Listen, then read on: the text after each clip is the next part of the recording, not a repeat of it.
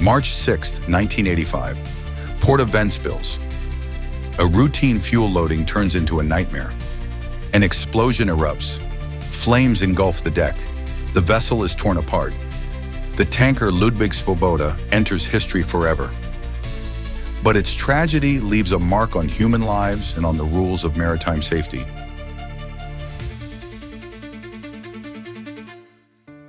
What really happened that day? What caused the catastrophe? What became of the crew and the vessel itself? Today we will reconstruct the chronology of those events. Rare archival footage, eyewitness accounts, and unique details. You will learn the truth about the tragedy that shook the maritime world.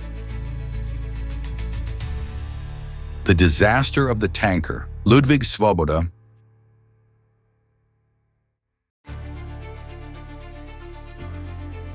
The tanker Ludwig Svoboda was built in 1984 at the Yugoslav shipyard Treći Maj in the city of Rijeka for the Ministry of the Merchant Fleet of the USSR. It was named after Ludwig Svoboda, a Czechoslovak leader and veteran of the Second World War. The vessel was officially accepted into the Latvian Shipping Company in October 1984. The tanker was designed for transporting petroleum products and chemical cargo. It met all safety standards of its time and was equipped with modern navigation systems and fire suppression equipment. This was a massive ship with a full displacement of 16,400 tons. Its length reached 152 meters, width 22 meters, and the hull height measured 12 meters. The tanker had a uniform draft of 9 meters at both bow and stern. The hull's structure was robust and carefully designed.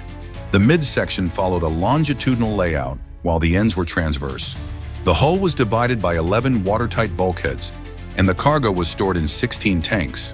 The vessel was powered by a single engine with an output of 7,200 horsepower, which allowed it to move confidently even at full load. Despite all its technological advancements, just a few months after commissioning, the tanker faced a tragic accident, one of the largest in the history of the Soviet merchant fleet.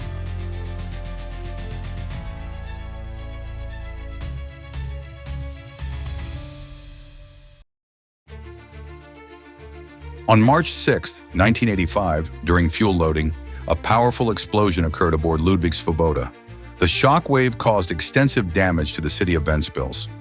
Windows were shattered, shop fronts were destroyed, and rooftops collapsed in several buildings. At the time of the explosion, the vessel was moored at berth number 28 of the Ventspils seaport. The destruction was catastrophic.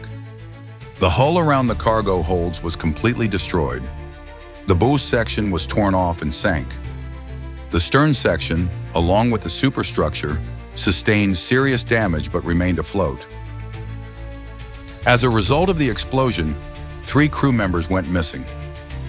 Fragments of the ship scattered throughout the port waters, blocking the shipping channel and the outer harbor. On March 7th, an emergency decision was made to launch a rescue operation. Emergency salvage teams from Riga and Ventspils were dispatched to the site.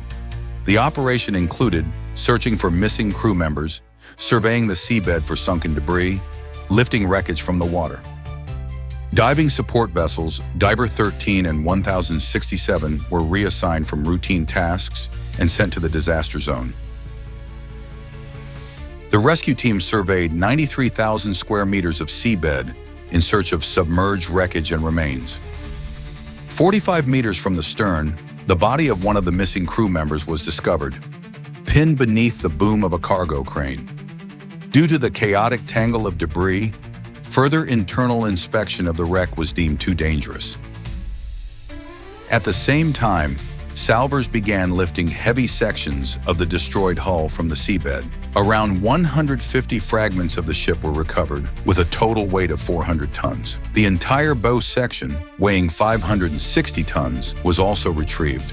All work was carried out under harsh conditions: cold water, poor visibility, and strong currents. On April 30th, 1985, the rescue operation was officially declared complete. As a result, The port's shipping channel was cleared of wreckage. The remains of 2 of the 3 missing crew members were recovered. The stern section of the ship was preserved. The wreckage was lifted from the seafloor. Following the successful conclusion of the salvage efforts, the head of the Riga ASPTR group, Nikolaev, issued an official order. In connection with the successful completion of the operation, I hereby order the lifting of high alert status for the Riga ASPTR group. The duty officer is to notify all cooperating organizations of the completion of salvage work. This order marked the formal end of a complex operation that would go down as a significant milestone in the history of maritime disasters and rescue missions. Cleanup efforts in the port area continued for 8 months. Divers from the Riga ASPTR group carried out the complex dismantling and recovery of the tanker's debris. The stern section was separated from the rest of the wreckage and was initially intended for conversion and further use. However, during towing to Yugoslavia, the hull succumbed to structural stress and sank in the Danish Straits, adding yet another tragic chapter to the vessel's story. The Ludwig Svoboda disaster became one of the most significant incidents in the history of the Soviet merchant fleet. The investigation revealed violations in safety protocols during fuel loading, prompting a revision of handling regulations for hazardous materials.